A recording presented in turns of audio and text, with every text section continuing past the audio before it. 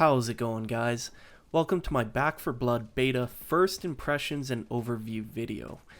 I'm going to be talking about my experience with it after dumping 33 hours into the game. I'll do my best to try and explain some of the game's important mechanics and break down how they work. But I think it's also important to note that many people interested in this game are definitely coming in with the expectations of this game's predecessor, Left 4 Dead. And I'd like to touch on that first. It's SMG. Okay, I'm that's on my pistol ammo, right? Oh, Griever, come here. Coming. What's up? So, I've been well involved in the Back 4 Blood community on Reddit since the beta opened, and it looked like many people's first impressions were not good. There's been lots of complaints about comparing the game to Left 4 Dead and how it's not the same game or an exact clone. There's been a lot of knee-jerk reactions and problems about the difficulty plus other technicalities. Now, not everything's invalid. There are definitely a lot of valid problems with the game, but I don't really want to go into too much of that in this video. But as the weekend went on, bear in mind that people are always more likely to go to an outlet and vent about something when they are displeased. So there definitely were many people who also enjoyed the game, and I feel like as the weekend beta period went on, more people started to become vocal with understanding the game and really started to enjoy what the game truly is at its core. This game is in no way a Left 4 Dead 3. It has a Left 4 Dead formula to the gameplay, but Back 4 Blood is a completely new experience. With the addition of cards and a deck system allowing a vast variety of builds and theory crafting really combines a roguelike style of gameplay with the Left 4 Dead formula, and in my opinion, it's simply awesome. How many are gonna come out from there? What the heck? So I just want to make a quick disclaimer about the beta. I know most of you should know this by now, but I feel like it's still necessary to mention.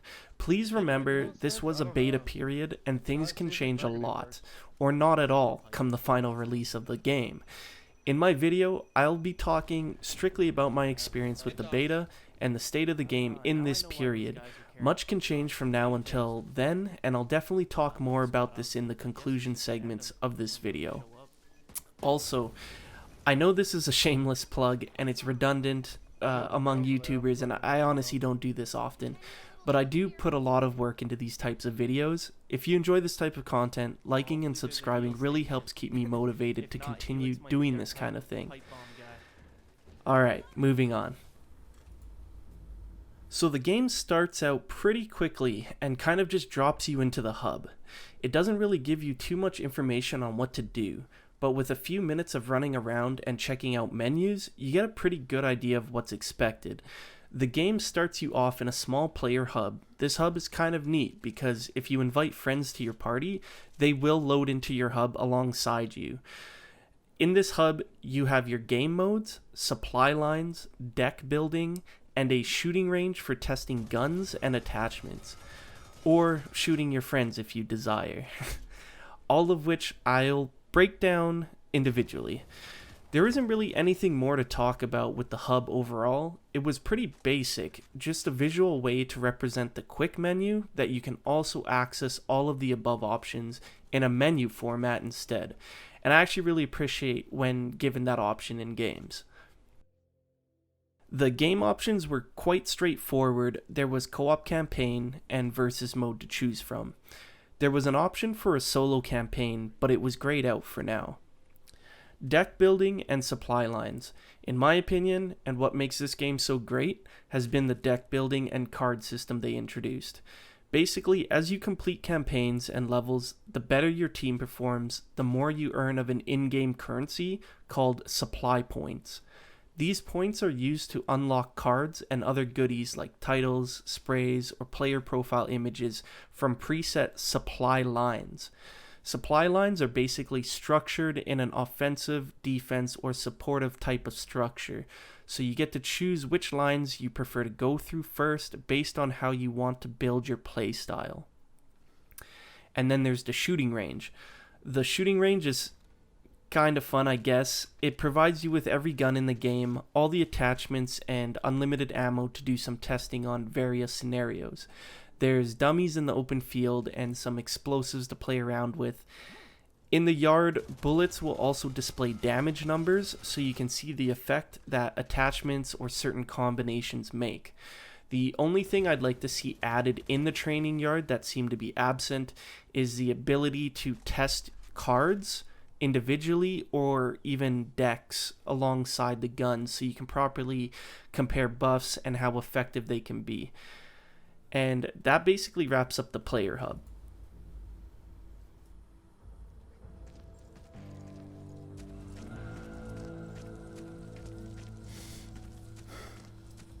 Cards, decks, and supply lines.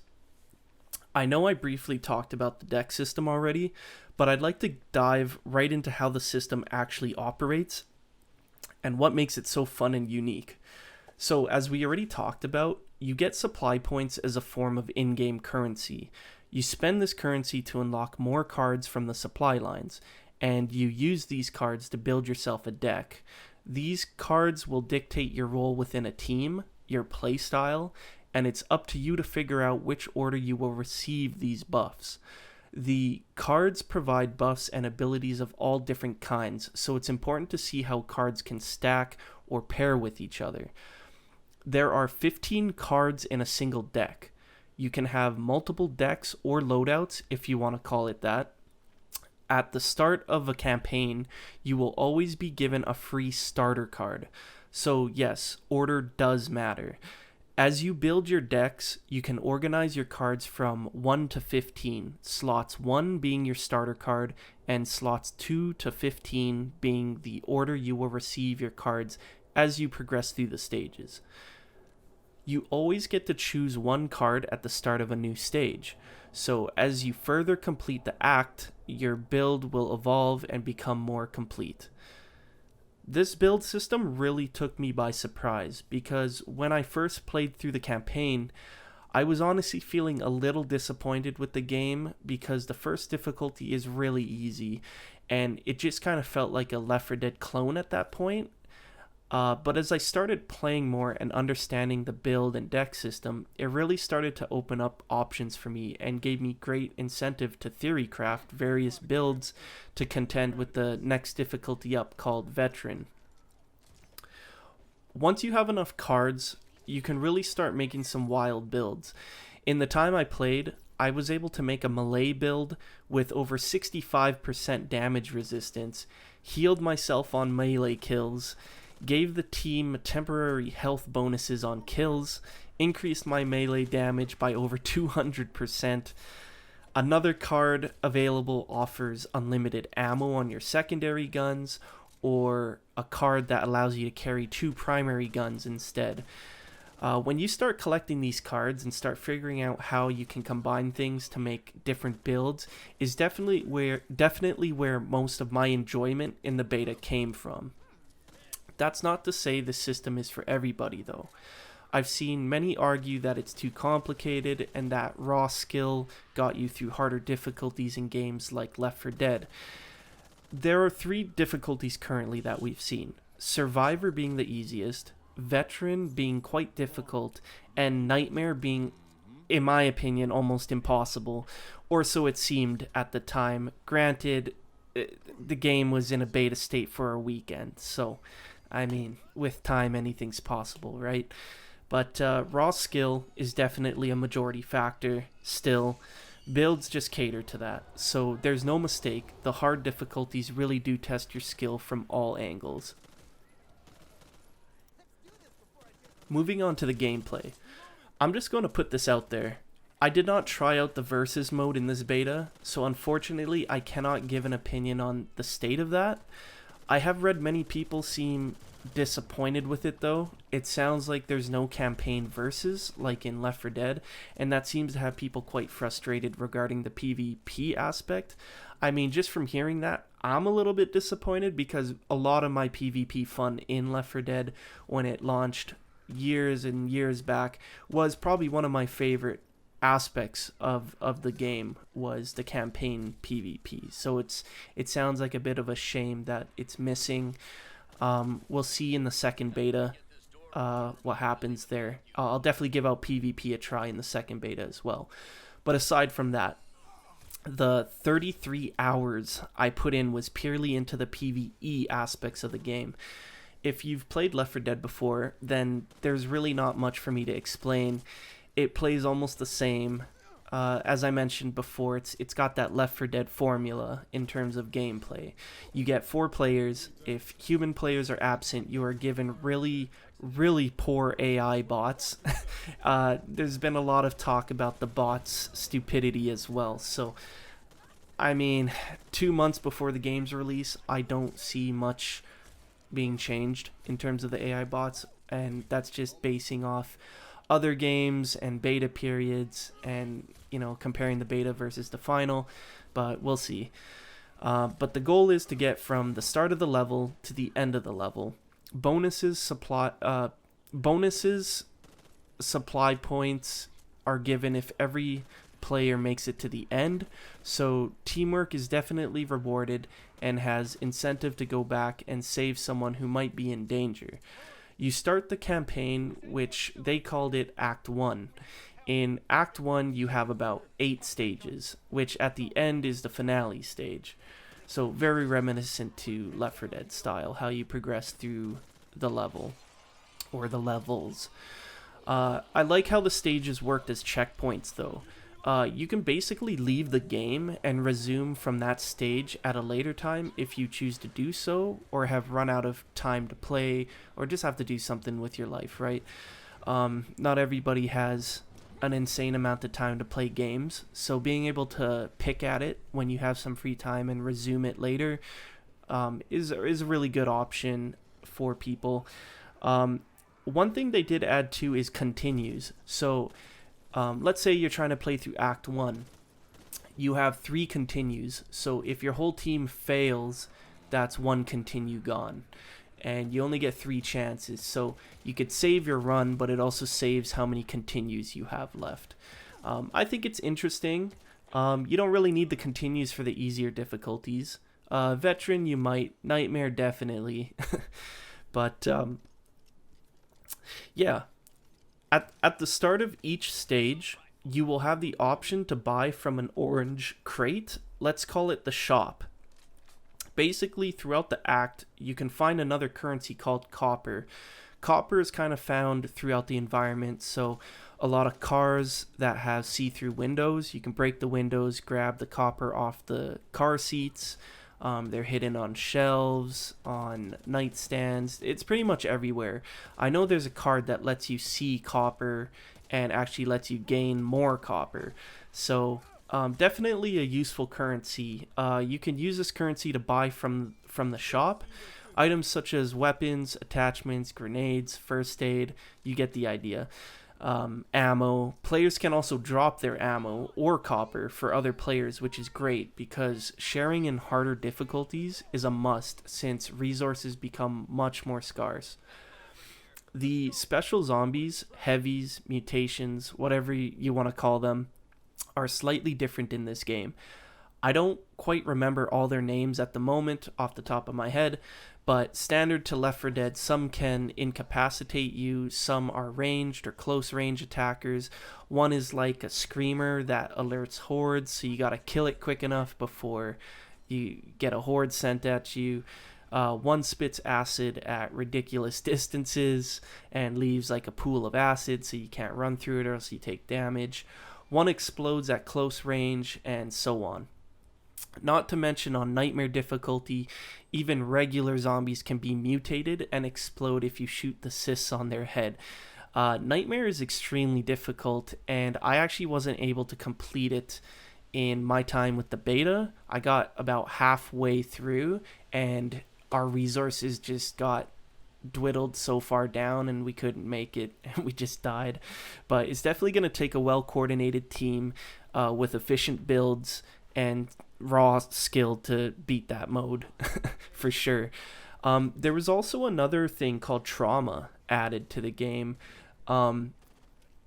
Basically, you have your recoverable health, you have your max HP, and trauma basically builds up the more you get hit. Trauma is health that can't be recovered by bandages or first aid. The only way to recover trauma is by healing stations that you can find in and around the maps. These healing stations sometimes have free charges. If the free charges are used up, they cost 400 copper to use. Now, that is not to mention that there are cards that give you trauma resistance. I know there's one really good card called Wooden Armor, and it gives you 40% resistance to trauma, and then like 100% resistance to fire, acid, and there was another one that I can't remember, but really good card. You just, once you have a look through some of these cards and some of these decks, you start to see that there are going to be some cards that are just absolutely essential for harder modes like Nightmare. So it's definitely worth looking at all the buffs and all the cards, and even just start theory crafting when you have some time. Theory crafting some builds. Just commons for you. So overall, I feel like I'm nearing the end of my talking points about the game and the beta. I could probably go into even, like, way into even further detail and explain tips, tricks, or advice on many different things I learned going through the stages and the maps. But I didn't want this video to be too long-winded. This was basically just a brief overview on the game in its beta state, what you can expect from the game so far, and its main mechanics and how they operate. I guess my main concern would be microtransactions and supply points plus the card system. The current design looks very suspect. It looks like it could go that direction of microtransactions, and I really hope it doesn't. I'm wondering if the beta modified the rate at which we receive supply points so we can progress faster for testing's sake. I really hope we don't see at launch a situation where we are blindsided and we get like abysmally low supply points upon clearing stages, and then they decide to make supply point packs cost money, and then overpowered cards start costing money, or like gated and stuff. Well, yeah, I mean, we've seen this all before, so you can see how bad that can become. Let's just hope that doesn't happen. What I experienced in the beta kind of stays that way, I hope, because it was really fun. Maybe the progression was a little quick. I mean, in only 33 hours and the 2 days that I played, I basically completed 2 of the 3 supply lines and had my cards up to a point where I could probably do, like, I could do veteran easy, and I could probably get through Nightmare had I had more time with the game. But that seems pretty quick. But I will be taking part in the second beta coming up. That's open to everybody. It's not an early access beta this time. So anyone who's pre-ordered the game will have access to this second beta coming up this weekend. I might do a follow-up video comparing any differences from the first beta to the second, depending on how big those differences are, if there are any. And then I will for sure be doing a proper in-depth video review and guides, tips, and tricks videos when the official game launches. So, hope you enjoyed this video. Hope it helped. I'll catch you guys later.